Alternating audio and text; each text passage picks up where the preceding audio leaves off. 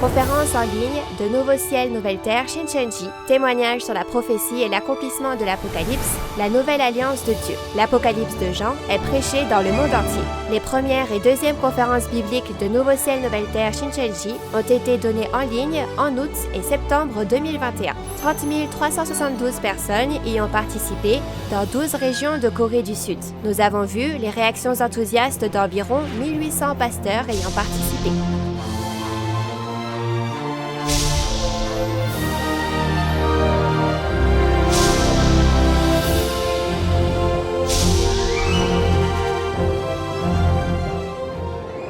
Et enfin, la parole de l'Apocalypse de Jean est ouverte pour la première fois en 2000 ans. Le président et les 12 chefs de tribu de Nouveau Ciel, Nouvelle Terre, Shincheonji vous dévoilent le secret du royaume des cieux de la Nouvelle Alliance, l'Apocalypse de Jean. Tous les lundis et jeudis, du 18 octobre au 27 décembre, les conférences en ligne de Nouveau Ciel, Nouvelle Terre, Shincheonji sont diffusées en direct dans le monde entier. Nous vous invitons à suivre le témoignage sur la prophétie et l'accomplissement de l'Apocalypse, la nouvelle alliance de Dieu. Chers pasteurs, séminaristes et fidèles, bienvenue à la conférence en ligne de Nouveau Ciel, Nouvelle Terre, Shincheonji sur les témoignages sur la prophétie et l'accomplissement de l'Apocalypse, la nouvelle alliance de Dieu. Je suis Tae-Hoon Kang et je serai votre présentateur aujourd'hui. Tout d'abord, je tiens à remercier tous ceux qui sont venus à cette conférence en ligne de Nouveau Ciel, Nouvelle Terre, Shincheonji. Les prophéties de l'Apocalypse et les paroles de l'accomplissement physique qui se sont accomplies, que tous les croyants doivent connaître, sont actuellement diffusées dans le monde entier via YouTube. La conférence en ligne de Nouveau Ciel, Nouvelle Terre, Shincheonji, qui explique clairement l'Apocalypse de Jean, qui était si difficile à comprendre jusqu'à maintenant, est l'objet actuellement d'une grande attention, non seulement de la part des croyants, mais aussi de nombreux pasteurs à travers le monde. En effet, des pasteurs à l'étranger ont exprimé leur désir de prêcher la parole de l'Apocalypse en signant un protocole d'entente avec Nouveau Ciel, Nouvelle Terre, Shincheonji, accompagné d'un message de remerciement. Je suis profondément reconnaissant que tant de pasteurs aient signé un protocole d'entente avec Nouveau Ciel, Nouvelle Terre, Shincheonji. De cette façon, c'est vraiment très touchant de voir les pasteurs aspirant à la vérité et aimant leurs fidèles avoir le désir de prêcher la parole de l'Apocalypse en devenant un avec Nouveau Ciel, Nouvelle Terre, Shincheonji. La porte de Nouveau Ciel, Nouvelle Terre, Shincheonji est ouverte, donc les pasteurs qui souhaitent signer un protocole d'entente avec nous sont invités à nous contacter à tout moment et nous espérons témoigner de l'Apocalypse ensemble. Aussi, je crois que plus vous écoutez ces paroles, plus vous expérimenterez le fait que l'Apocalypse n'est pas un texte difficile et compliqué, mais est extrêmement rationnel et peut être également clairement compris à travers la Bible. Nous allons commencer la conférence dans l'espoir que tous ceux qui y participeront recevront une grande grâce de Dieu et une précieuse réalisation dans leur cœur. Tout d'abord, nous allons prier avec le même cœur.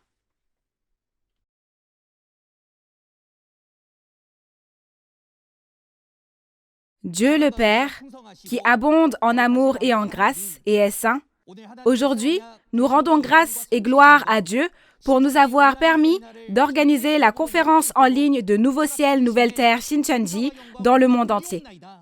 La parole de l'Apocalypse de la Nouvelle Alliance, qui est prêchée depuis environ 2000 ans, s'est accomplie et est apparue aujourd'hui.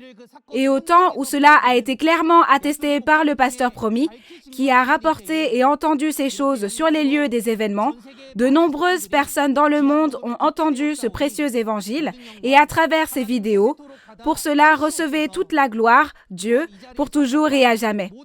Aussi, s'il vous plaît, donnez une grâce et un amour infini à tous les pasteurs, séminaristes et tous les fidèles qui ont assisté à cet événement et guidez-les afin qu'ils puissent pleinement comprendre cette bonne nouvelle.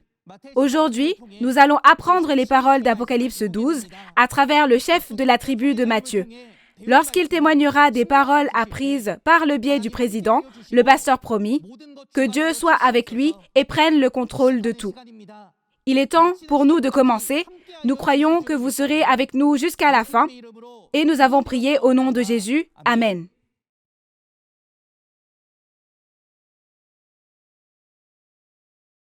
Je tiens à vous informer que cette conférence en ligne de Nouveau Ciel, Nouvelle Terre, Shincheonji se déroule dans le strict respect des règles de prévention sanitaire et de distanciation sociale.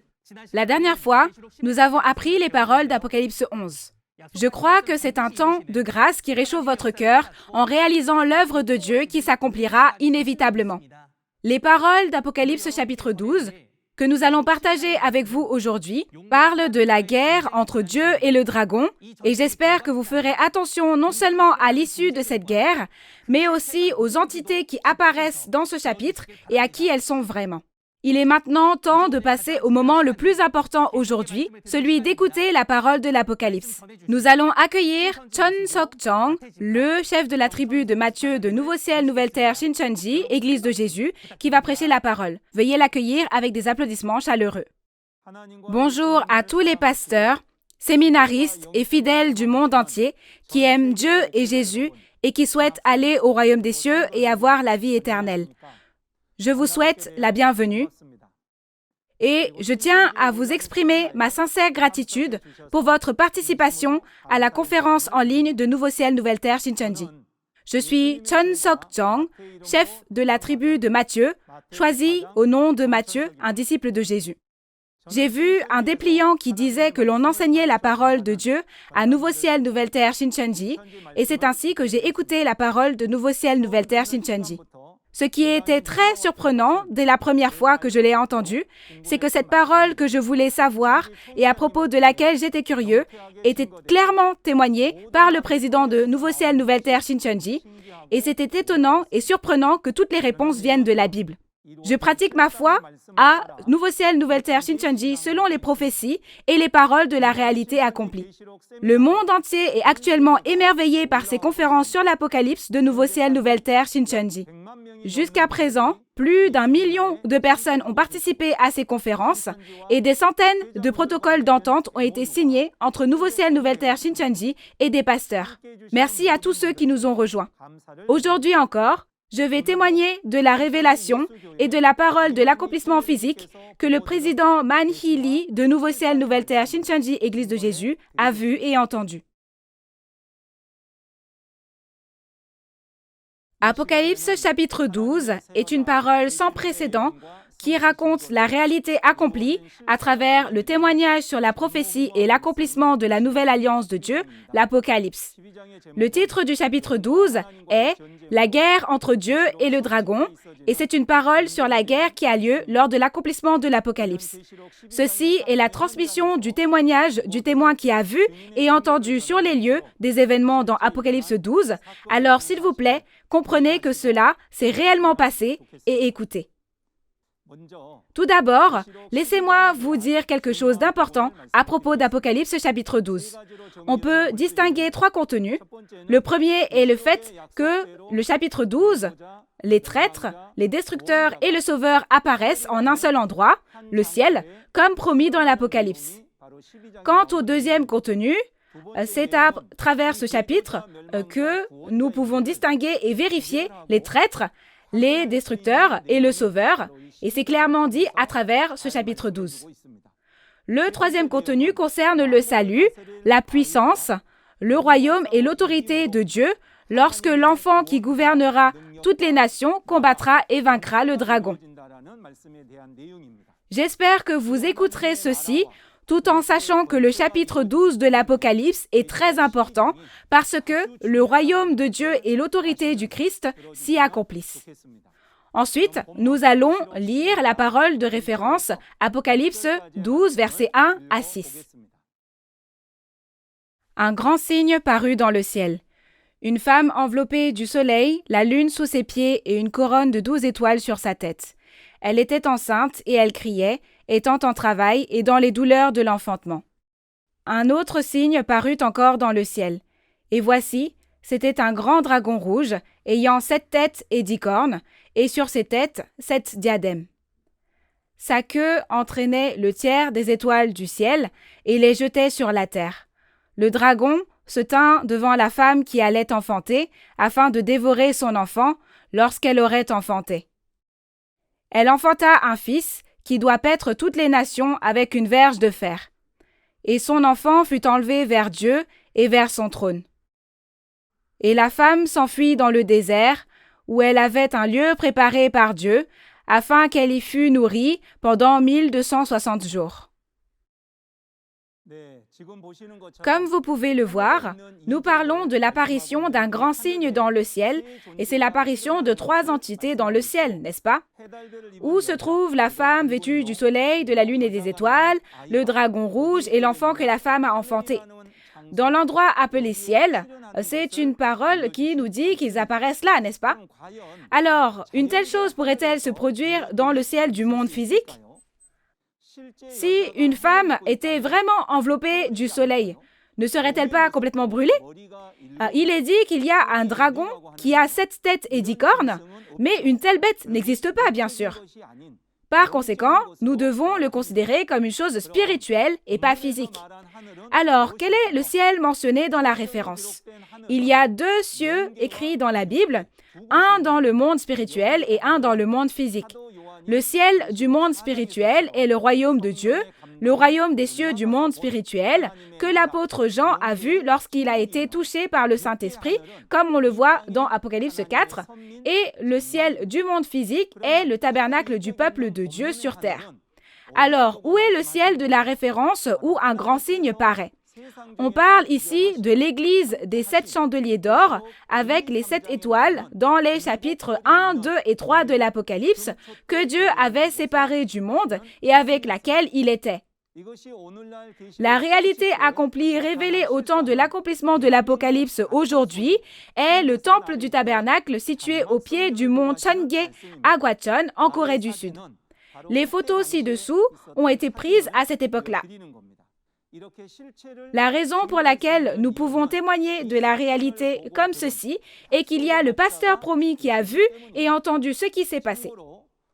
Pour votre référence, vous devez avoir vu que le dragon rouge, la bête à 7 têtes et 10 cornes, était déjà dans le tabernacle du ciel au moment où un signe apparaît dans le ciel de la référence ici. Cependant, dans Apocalypse 13, cette bête sort de la mer et entre dans le tabernacle du ciel. Et je veux donc que vous sachiez qu'Apocalypse 13 est un événement qui s'est produit avant Apocalypse 12. Alors, qui est la femme dans le ciel enveloppée du soleil, de la lune et des étoiles? Tout d'abord, il faut savoir ce que sont le soleil, la lune et les étoiles, n'est-ce pas? Puisque le ciel et le tabernacle, le soleil, la lune et les étoiles sont des choses spirituelles et parlent du peuple élu de Dieu dans le tabernacle. Dans Genèse 37, versets 9 à 11, la famille de Jacob est comparée au soleil, à la lune et aux étoiles. La famille de Jacob, le soleil, la lune et les étoiles symbolisent le peuple élu de Dieu. Aujourd'hui, au temps de l'accomplissement de l'Apocalypse, on parle des fidèles de l'église des 7 chandeliers d'or. Alors la femme qui est vêtue du soleil, de la lune et des étoiles n'est pas non plus une femme physique, n'est-ce pas? Cette femme fait référence au pasteur qui dirige l'église des 7 chandeliers d'or. Alors pourquoi ce pasteur est-il comparé à une femme?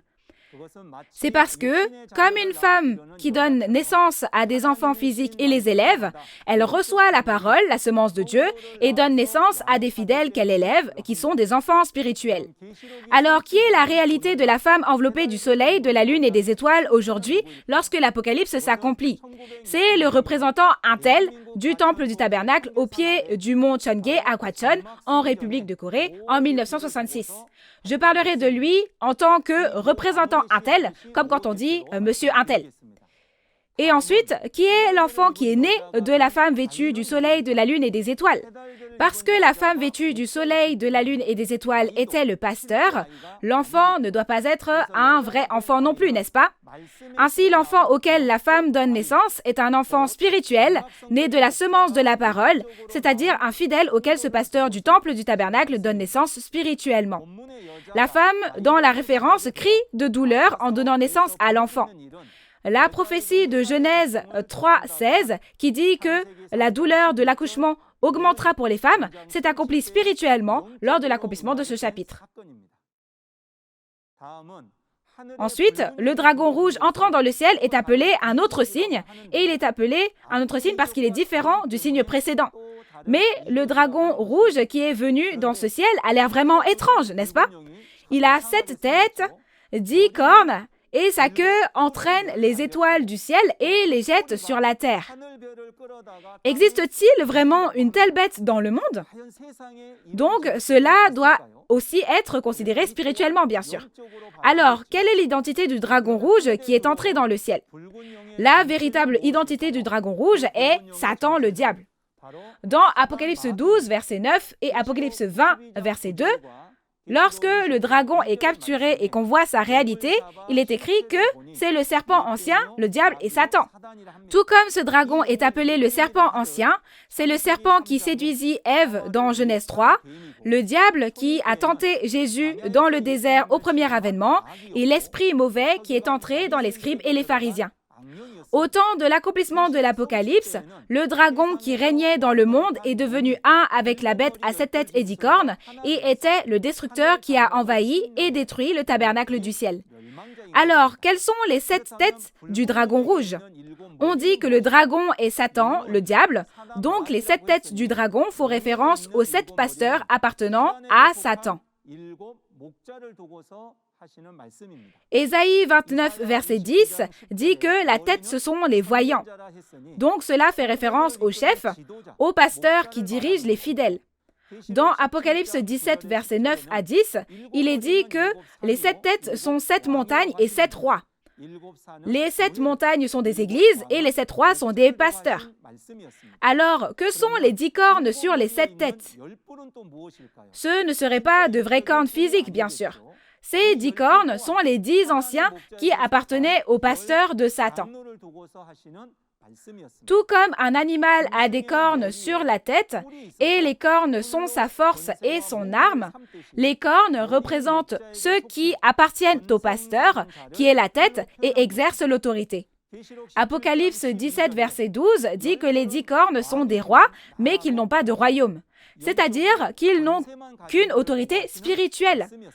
Ensuite, on dit que la queue entraîne un tiers des étoiles du ciel et les jette sur la terre. Une queue peut-elle entraîner et jeter les étoiles dans le ciel? Y aura-t-il jamais une queue aussi longue? Bien sûr que non. Alors, de quoi parle cette queue de dragon? Dans Ésaïe 9, verset 15, il est dit que ce sont les faux prophètes appartenant à Satan. La réalité de ces personnes sont les 17 évangélistes qui venaient du temple du tabernacle. Ces personnes sont comme des idoles dans Apocalypse 13 et ils sont comme des queues appartenant à la cavalerie d'Apocalypse 9. Alors, que signifie entraîner un tiers des étoiles dans le ciel et les jeter sur la terre? C'est ce que signifie le fait que les faux pasteurs font retourner à l'état de chair sans esprit vivant un tiers des fidèles du temple du tabernacle des 7 chandeliers d'or. C'est similaire au fait que les fidèles du tabernacle ont abandonné Jésus, leur premier amour, et ont été trompés par les faux pasteurs et sont passés du ciel à la terre. Et dans Apocalypse 8, quand un tiers des esprits meurent en recevant les fléaux. Ensuite, nous devons en savoir plus sur le groupe du dragon rouge qui est entré dans le tabernacle du ciel. Pour vous le résumer en 3 parties, le premier est le groupe de la bête à 7 têtes et 10 cornes qui foule aux pieds les fidèles dans le tabernacle du ciel pendant 42 mois dans Apocalypse 13. Apocalypse 2 nous dit que Satan est la même entité que les Nicolaïtes. Et Apocalypse chapitre 17 et 18 nous dit que Babylone est celle qui a séduit toutes les nations avec le vin de l'impudicité.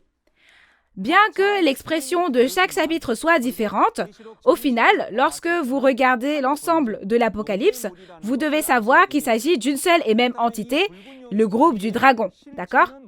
Alors, quelle est la réalité de ce groupe du dragon rouge? Cette réalité est le centre d'éducation des intendants qui est apparu aujourd'hui. Leur organisation s'appelle Babylone, le royaume des démons. Tout comme Babylone a détruit l'Israël physique dans l'Ancien Testament, une organisation pareille à Babylone, le royaume des démons, au temps de l'accomplissement de l'Apocalypse, a détruit le peuple élu de Dieu, le temple du tabernacle, et a trompé toutes les nations et a gouverné le monde. Ensuite, le dragon tentera de dévorer l'enfant dès que la femme lui donnera naissance. Pourquoi? La raison en est que l'enfant est celui qui combattra le dragon et le vaincra, lui enlèvera tout pouvoir et paîtra toutes les nations. Satan essaye d'empêcher l'apparition du pasteur de Dieu à chaque époque. Cependant, vous devez bien vous rappeler que la Bible s'accomplira selon la volonté et le plan de Dieu. Et vous devez savoir que Satan interfère et persécute afin d'atteindre son objectif.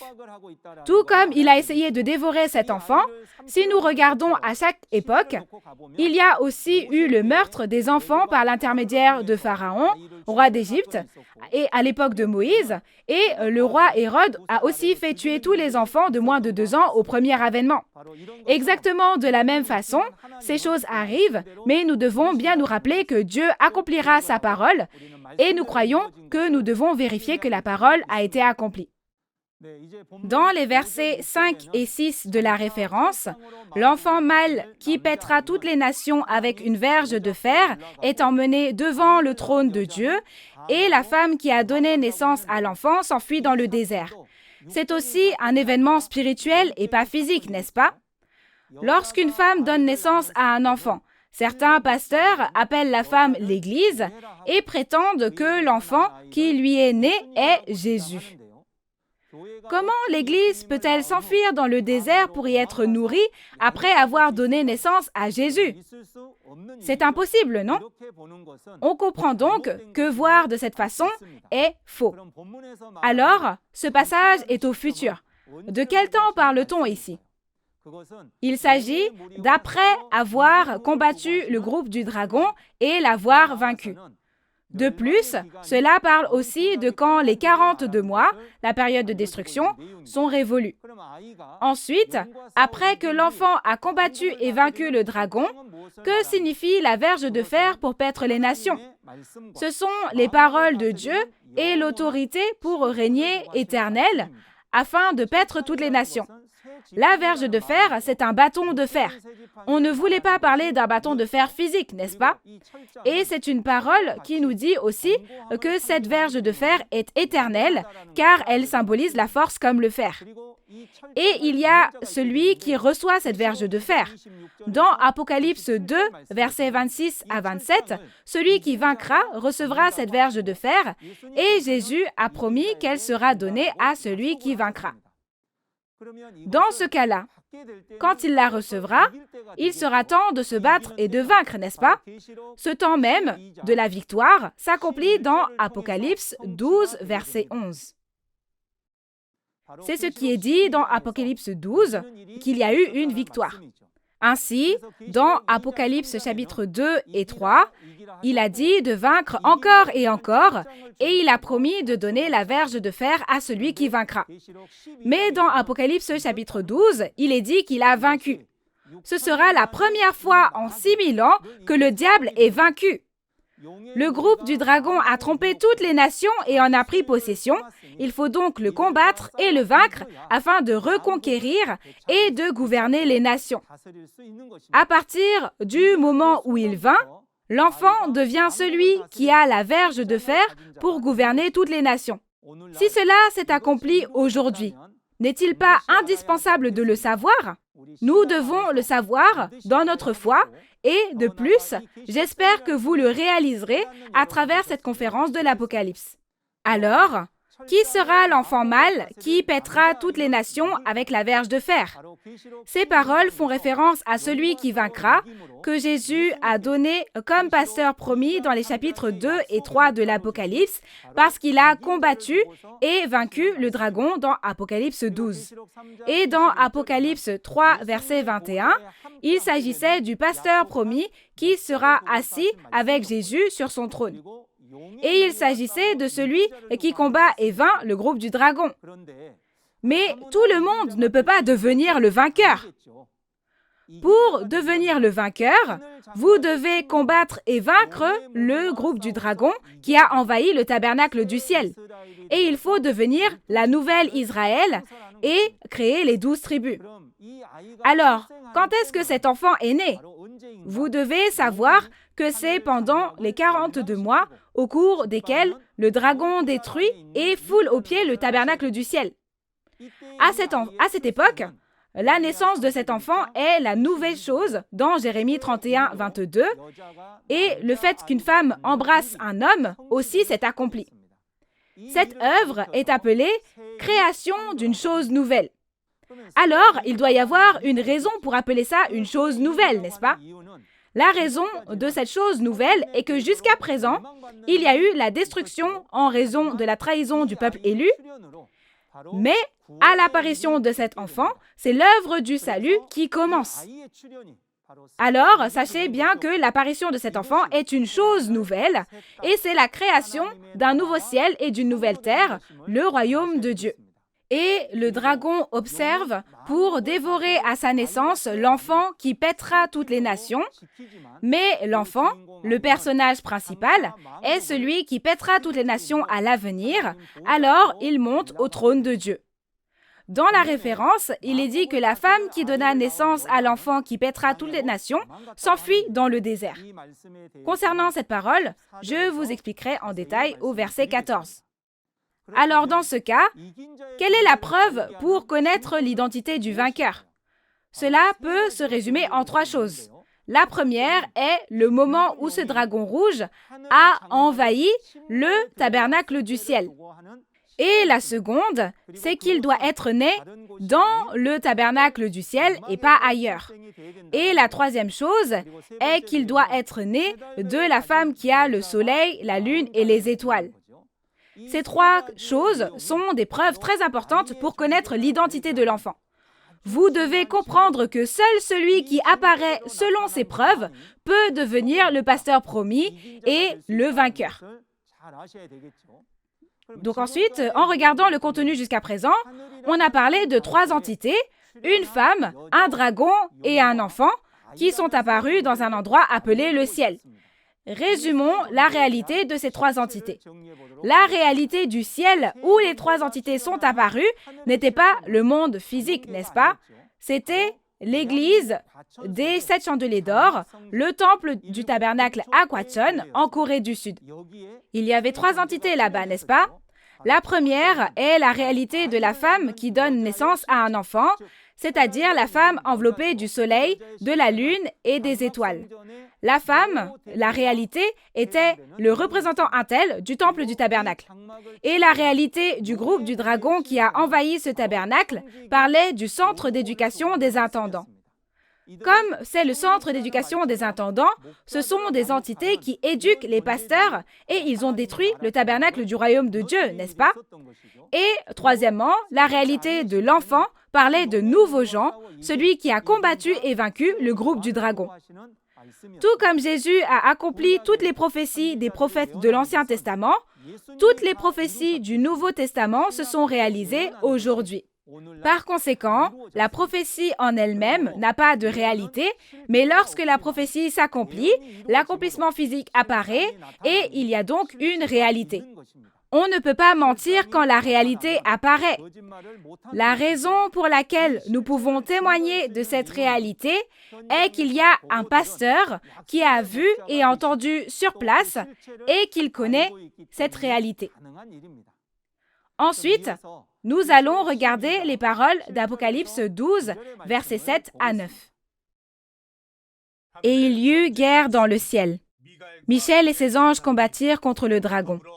Et le dragon et ses anges combattirent, mais ils ne furent pas les plus forts, et leur place ne fut plus trouvée dans le ciel. Et il fut précipité, le grand dragon, le serpent ancien, appelé le diable et Satan, celui qui séduit toute la terre, il fut précipité sur la terre, et ses anges furent précipités avec lui. Le contenu de cette référence est la guerre dans le ciel, n'est-ce pas? L'endroit est le ciel, et il y a la guerre dans cet endroit. C'est une guerre de qui contre qui? La guerre entre Michel et le dragon. C'est la guerre entre l'archange Michel et le dragon, Satan, le diable. Donc ce n'est pas une guerre physique, mais une guerre spirituelle. Vous avez bien compris cela, n'est-ce pas? Alors, où est le ciel où se déroule cette guerre? Ce n'est pas le ciel physique, bien sûr. C'est précisément le même ciel que le verset 1, l'église des 7 chandeliers d'or, c'est-à-dire le temple du tabernacle. On dit qu'il y a une guerre spirituelle dans cet endroit. Alors, la guerre dans le ciel, dans la référence, n'est pas non plus une guerre physique, mais une guerre spirituelle, n'est-ce pas? Alors, on parle d'une guerre de doctrine avec la parole. C'est pourquoi la guerre de doctrine est la guerre dont on parle dans la Bible. Dans Éphésiens 6, versets 10 à 17, il est dit « Nous n'avons pas à lutter contre la chair et le sang, mais contre les mauvais esprits et les autorités du monde des ténèbres. » On pensait que la guerre dans la Bible était une guerre du monde physique et que la fin du monde est la troisième guerre mondiale ou que la Terre sera détruite par une guerre nucléaire. Mais vous comprenez que ce n'est pas ça, n'est-ce pas? Alors dans ce cas, examinons ensuite de plus près quelles entités se battent. C'est divisé entre le monde spirituel et le monde physique. Dans le monde spirituel, Michel est le dragon, et dans le monde physique, l'enfant et la bête à 7 têtes et 10 cornes se battent. Alors, Michel, l'enfant et ses frères, qui sont-ils? Ils sont l'armée de Dieu, n'est-ce pas? Et le dragon et le groupe à 7 têtes et 10 cornes, c'est l'armée de Satan. Alors, que font-ils l'un contre l'autre? Ils se font la guerre, n'est-ce pas? C'est pourquoi l'esprit se bat contre l'esprit et la chair contre la chair. Si les esprits gagnent à la guerre, on gagne aussi dans le monde physique. La raison en est que l'esprit et la chair s'unissent pour se battre. Cette fois, regardons la guerre et ses conséquences dans l'Apocalypse. Il n'est pas exagéré de dire que l'histoire de la Bible est l'histoire de la guerre. On peut aussi dire que l'Apocalypse est une guerre. Et il y a 3 guerres en tout. La première guerre était Apocalypse 13, où la bataille entre le peuple élu du tabernacle du ciel et la bête à 7 têtes et 10 cornes a eu lieu. Il est malheureux que le groupe de la bête gagne et que le peuple élu perde. Et le second est Apocalypse 12. C'est ce chapitre, n'est-ce pas? On peut dire que c'est un soulagement que l'enfant et ses frères vainquent et que le groupe de la bête soit vaincu, n'est-ce pas? Ensuite, je vous parlerai de l'œuvre étonnante de Dieu qui se produit parce que cet enfant et ses frères sont victorieux. Et la troisième guerre est le contenu du chapitre 16 de l'Apocalypse qui concerne la bataille d'Armageddon. Nous vous parlerons de ces choses en détail dans Apocalypse chapitre 16. Vous devez être bien conscient que lorsque l'Apocalypse sera accompli, l'armée de Dieu et l'armée de Satan s'engagent dans une guerre spirituelle pour séparer la vérité du mensonge avec les paroles de l'Apocalypse. Puis, à la suite de la guerre dans la référence, le dragon et ses anges sont vaincus et précipités du ciel sur la terre. Alors, quand le dragon est-il chassé? À ce moment-là, les 42 mois de la période de destruction sont déjà terminés, n'est-ce pas? En d'autres termes, comme le dragon perd le combat, il est chassé, bien sûr. Alors, où se fait-il chasser? C'est le ciel, l'église des 7 chandeliers d'or, où le groupe du dragon est entré et qu'il a foulé aux pieds.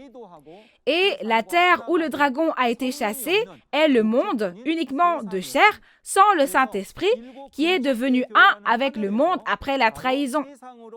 C'est pourquoi le dragon a été chassé du ciel, appelé l'église des 7 chandeliers d'or, vers le monde.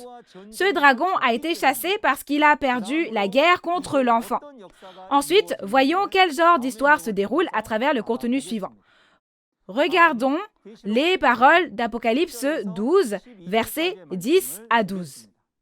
« Et j'entendis dans le ciel une voix forte qui disait « Maintenant le salut est arrivé, et la puissance, et le règne de notre Dieu, et l'autorité de son Christ, car il a été précipité, l'accusateur de nos frères, celui qui les accusait devant notre Dieu jour et nuit. Ils l'ont vaincu à cause du sang de l'agneau, et à cause de la parole de leur témoignage, et ils n'ont pas aimé leur vie jusqu'à craindre la mort.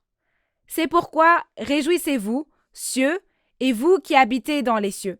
Malheur à la terre et à la mer, car le diable est descendu vers vous, animé d'une grande colère, sachant qu'il a peu de temps. Regardons la parole des versets 10 et 11 de la référence. Un contenu très important est contenu dans cette référence. Ce sont les paroles prononcées par une voix dans le ciel, n'est-ce pas? C'est maintenant. C'est une partie très importante, ce maintenant. Pourquoi est-ce important? Parce que c'est la parole selon laquelle le salut et la puissance et le royaume de notre Dieu et l'autorité de Christ ont été accomplis. Et à travers les paroles du verset 11, il est dit que les frères ont vaincu par le sang de l'agneau et par la parole de leur témoignage, n'est-ce pas? Le contenu concernant cette victoire aussi est également très important. Dans ce cas, nous devrions regarder de quel temps nous parlons à ce moment ici, n'est-ce pas? Ce « maintenant » a été prononcé après avoir combattu et vaincu le groupe du dragon. Donc, ils ont gagné la guerre contre le dragon, n'est-ce pas? Aujourd'hui, alors que l'Apocalypse s'accomplit, l'enfant né de la femme enveloppé du soleil, de la lune et des étoiles et ses frères combattent et vainquent le groupe du dragon qui a envahi le tabernacle. Maintenant, à partir de ce moment, quelque chose va arriver et c'est la parole selon laquelle le salut, la puissance, le royaume et l'autorité de Dieu ont été accomplis en conséquence. C'est-à-dire qu'à partir de ce point, le royaume de Dieu et le salut viendront. Ceci est particulièrement important pour nous. Cela ne veut-il pas dire qu'il n'y avait pas de royaume de Dieu, pas de salut, ni de puissance avant? Vraiment, cela ne peut être qu'un choc, n'est-ce pas? Ce contenu est donc très important pour nous. Tout comme Jésus a combattu et a vaincu Satan en tant que sauveur lors du premier avènement, l'enfant deviendra le sauveur lors du second avènement parce qu'il combat et vainc le dragon. C'est parce qu'il est dit qu'il y a le salut à partir du moment où il y a la victoire, n'est-ce pas? Nous avons vécu notre foi diligemment jusqu'à aujourd'hui pour obtenir le royaume de Dieu et le salut. Mais ne devrions-nous pas repenser au fait que le salut commence par la victoire de ce chapitre? Cet apocalypse a été révélé et raconté aux disciples Jean après que Jésus est monté au ciel après son premier avènement. Cependant, sachant que l'Apocalypse n'est pas une chose du passé, mais une chose du présent, elle doit être accomplie telle qu'elle, n'est-ce pas? Si vous êtes un croyant qui espère le royaume des cieux et la vie éternelle, vous devez à tout prix savoir cela et croire. Il faut absolument y croire. Comme il est dit que maintenant, il y aura le royaume de Dieu et le salut, regardons cela de plus près. Comment est-ce que c'était avant? Avant, c'était le temps où il n'y avait pas de royaume et de salut de Dieu, n'est-ce pas? Et maintenant, c'est la parole qui nous dit que le royaume de Dieu et le salut viendront enfin après la victoire. Tout d'abord, à travers Apocalypse chapitre 6 et 13, il y a le premier ciel et la première terre, mais comme ceux-ci s'effondrent, le royaume de Dieu disparaît, n'est-ce pas? En conséquence, un nouveau ciel et une nouvelle terre ont été créés. Et dans Apocalypse 7, ce sont les 12 tribus de la nouvelle Israël spirituelle. Apocalypse 21 nous dit qu'il y a un nouveau ciel et une nouvelle terre. À travers les paroles d'Apocalypse 11, verset 15, nous avons vu que lorsque la 7e trompette sonne, le royaume du monde devient le royaume de Dieu, n'est-ce pas? Et à travers les paroles de Daniel 2, c'est le royaume éternel de Dieu. Aussi, à travers les paroles d'Apocalypse 15, versets 4 à 5, il est dit que c'est le temple du tabernacle du témoignage où toutes les nations viennent adorer. Par conséquent, il y aura la réalité du royaume de Dieu qui est créé en combattant et en vainquant le dragon, n'est-ce pas? La réalité de ce royaume est un nouveau royaume qui a été créé et qui a commencé à travers Jean, le vainqueur. Le 14 mars 1984, Nouveau ciel, nouvelle terre, Shincheonji, Église de Jésus, temple du tabernacle du témoignage, a été fondé. Vous devez à tout prix vérifier que cela se fera selon la parole de Dieu et selon les promesses de la Bible, n'est-ce pas? Et dans Apocalypse 11, verset 15, au son de la 7e trompette, il est dit que le royaume du monde devient le royaume de Dieu. Ce processus est décrit dans Apocalypse 7, où d'innombrables personnes sortiront de la grande tribulation après que les 144 000 ont été scellés. D'où vient cette foule innombrable? Ils sortent quand ils entendent le son de la 7e trompette sonner au milieu de la grande tribulation. Selon cette promesse, les 12 tribus de Nouveau Ciel, Nouvelle Terre, Shincheonji ont été créées et la 7e et dernière trompette sonne au milieu de la grande tribulation mondiale. Cette conférence d'Apocalypse que vous écoutez en ce moment est le son de la 7e trompette qui résonne partout dans le monde et c'est un son de trompette impressionnant, n'est-ce pas? Les frères qui ont combattu et vaincu le dragon sont le petit groupe de personnes qui ont vu les événements de la trahison et de la destruction, ont témoigné et ont combattu et vaincu et sont sortis et sont devenus un avec le vainqueur. Alors, avec quelle arme ont-ils combattu et vaincu? Cette arme est le sang de l'agneau et la parole de témoignage. Les armes avec lesquelles ils ont combattu et vaincu ne sont pas des armes physiques du monde, mais le sang de l'agneau et la parole de témoignage, bien sûr. Le sang de l'agneau est l'amour de la rédemption de Jésus et les paroles de Jésus. Il est dit dans Apocalypse 5 qu'avec ce sang de Jésus, on rachète et fait un royaume et des prêtres. Dans Apocalypse 7, il est dit que nous pouvons recevoir le pardon des péchés en nous lavant et en nous blanchissant avec le sang de Jésus. Et la parole de témoignage est la parole qui prouve l'identité du dragon et c'est la parole de l'Apocalypse. Les paroles de l'Apocalypse deviennent une arme qui permet d'attraper le dragon, une arme qui permet de combattre et de vaincre le dragon. Parce que l'identité de ce dragon est écrite dans les paroles de l'Apocalypse. Dans ce cas, nous devons connaître la preuve du vainqueur et du perdant dans l'Apocalypse, n'est-ce pas? Il ne s'agit pas seulement de dire « il a gagné » ou « il a perdu », n'est-ce pas? La Bible nous indique clairement la preuve du vainqueur et du perdant. Alors, qui est le vainqueur? Ce n'est pas seulement dire « j'ai gagné », mais en raison de cette victoire, il doit créer les 12 tribus de la nouvelle Israël spirituelle, n'est-ce pas? Alors, qu'arrive-t-il aux perdants? N'est-ce pas la preuve du fait qu'ils ont perdu que de s'enfuir dans 7 directions différentes? Par conséquent, les 12 tribus d'Israël ont été créées et ceux qui ont perdu ont été dispersés et ont fui, et c'est la preuve pour ceux qui vainquent et pour ceux qui perdent.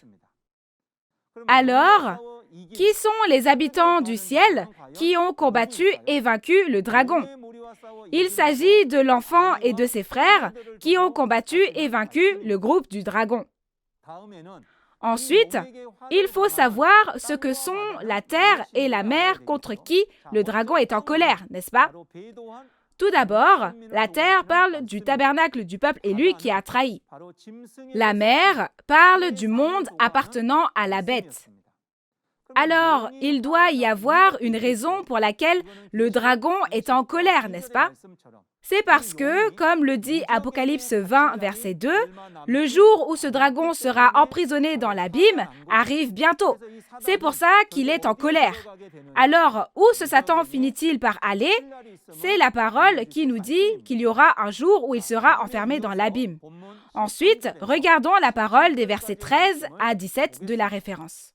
Quand le dragon vit qu'il avait été précipité sur la terre, il poursuivit la femme qui avait enfanté l'enfant mâle.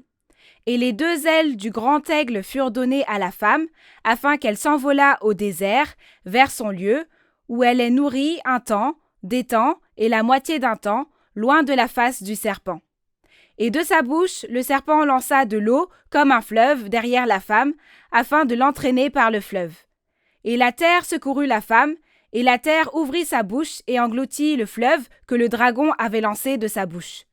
Et le dragon fut irrité contre la femme, et il s'en alla faire la guerre au reste de sa postérité, à ceux qui gardent les commandements de Dieu et qui ont le témoignage de Jésus. Dans la référence, Le dragon chassé du ciel persécute la femme qui a donné naissance à l'homme.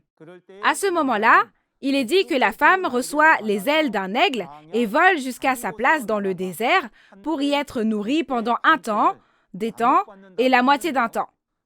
Alors, pourquoi le dragon chassé persécute-t-il la femme?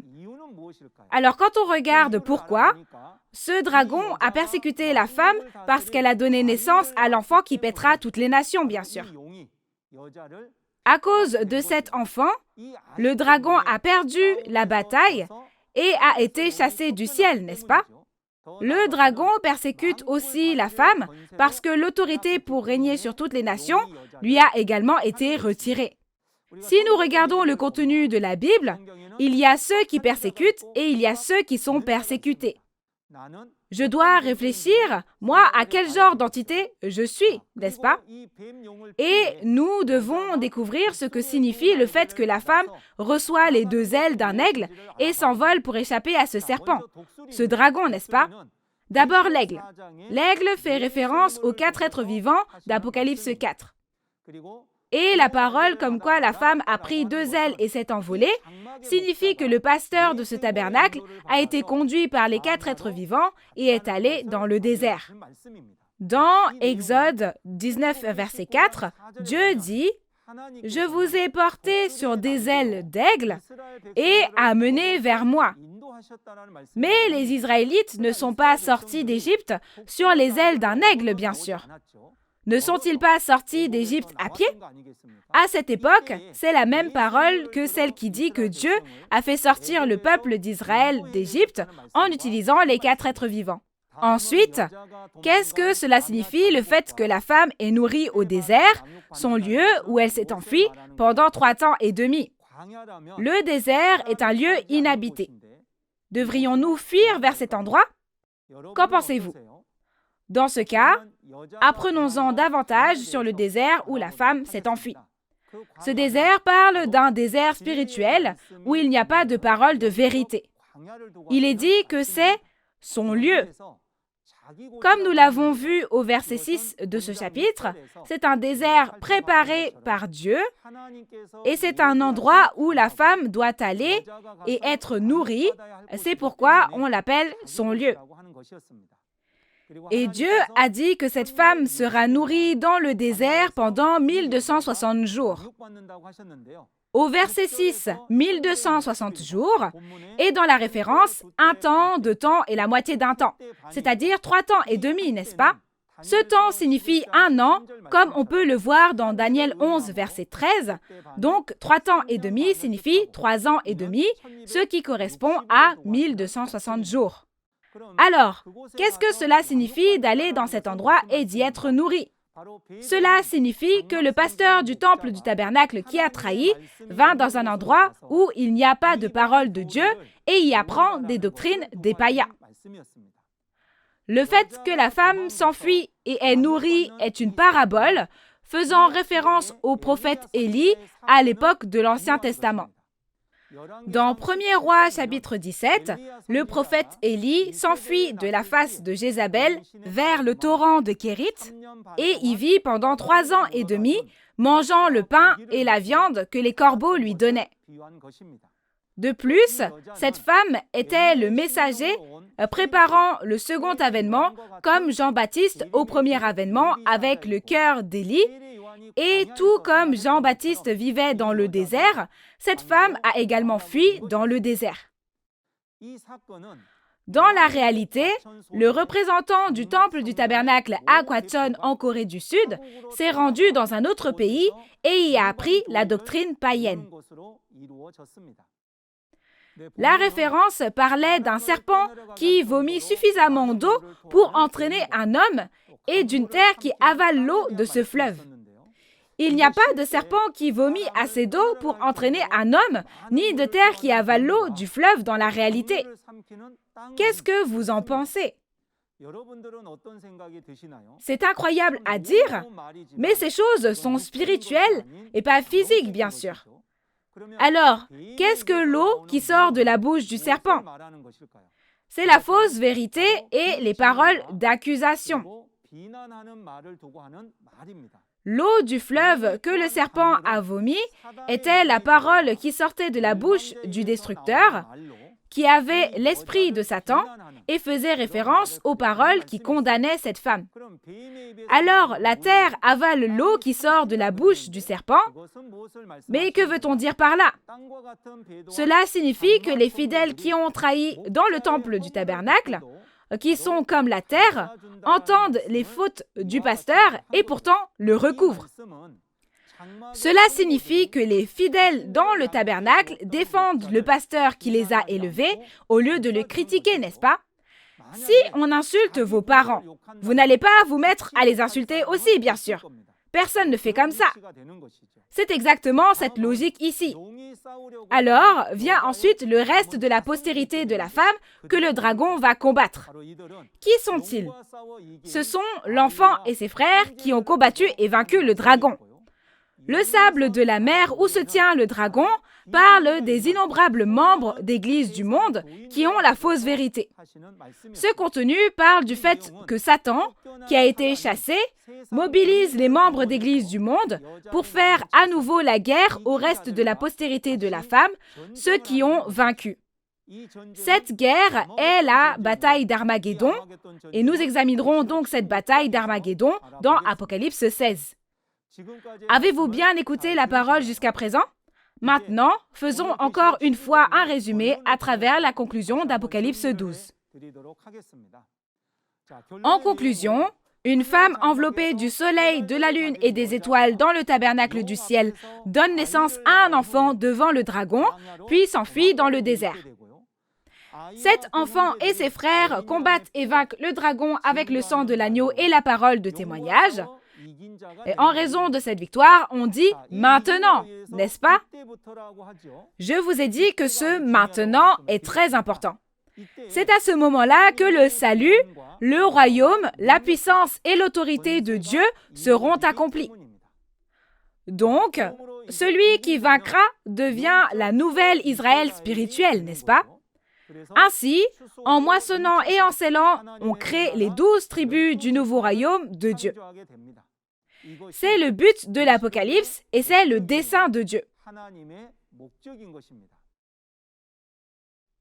À travers Apocalypse chapitre 12, nous avons examiné la réalité de 3 entités. On ne peut pas dire que ce sont les traîtres, les destructeurs ou le sauveur sans aucune preuve, n'est-ce pas?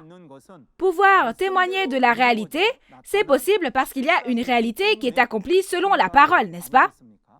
Et nous devons clairement connaître le salut et le royaume de Dieu qui existeront à partir du moment où l'on combat et vainc le groupe du dragon, et nous devons appartenir à ce salut et à ce royaume.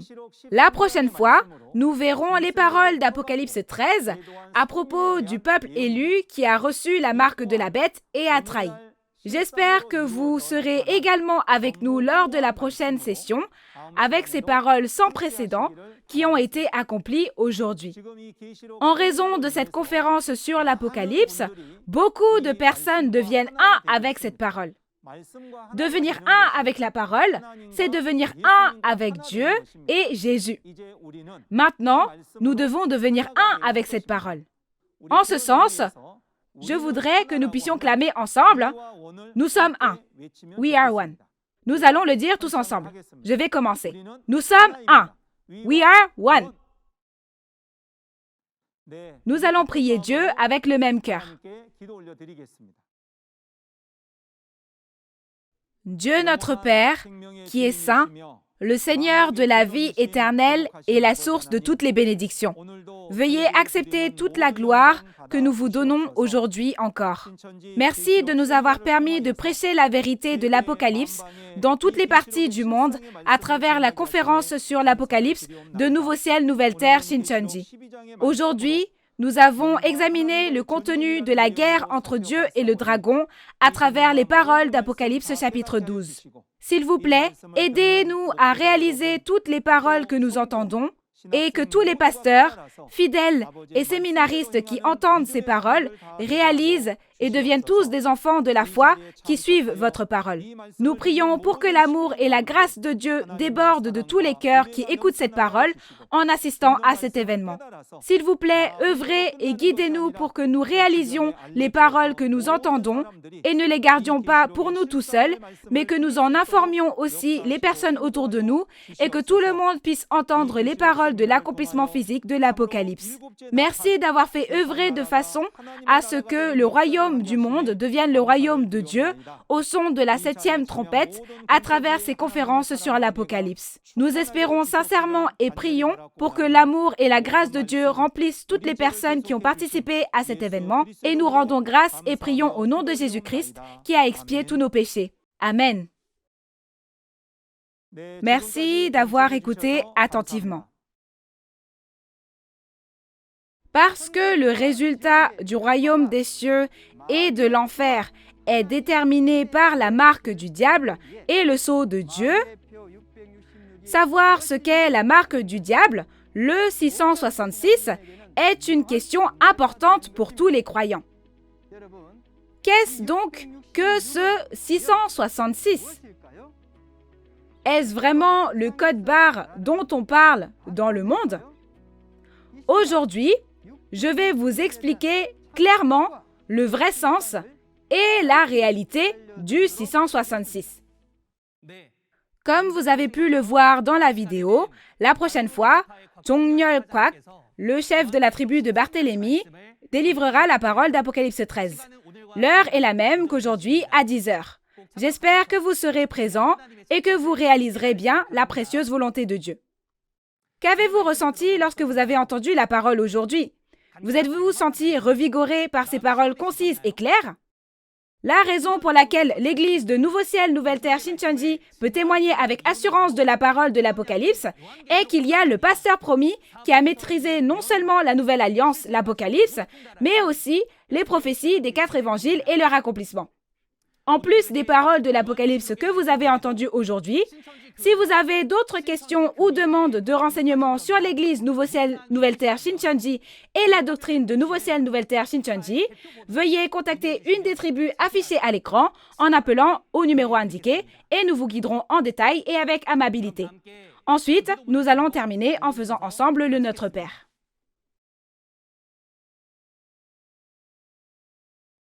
Notre Père qui es aux cieux, que ton nom soit sanctifié, que ton règne vienne, que ta volonté soit faite sur la terre comme au ciel. Donne-nous aujourd'hui notre pain de ce jour. Pardonne-nous nos offenses, comme nous pardonnons aussi à ceux qui nous ont offensés. Et ne nous laisse pas entrer en tentation, mais délivre-nous du mal. Car c'est à toi qu'appartiennent le règne, la puissance et la gloire, au siècle des siècles. Amen. Ceci conclut la conférence en ligne de Nouveau Ciel, Nouvelle Terre, Shincheonji, ayant pour terme « Témoignage sur la prophétie et l'accomplissement de l'Apocalypse, la nouvelle alliance de Dieu ». Merci d'y avoir participé.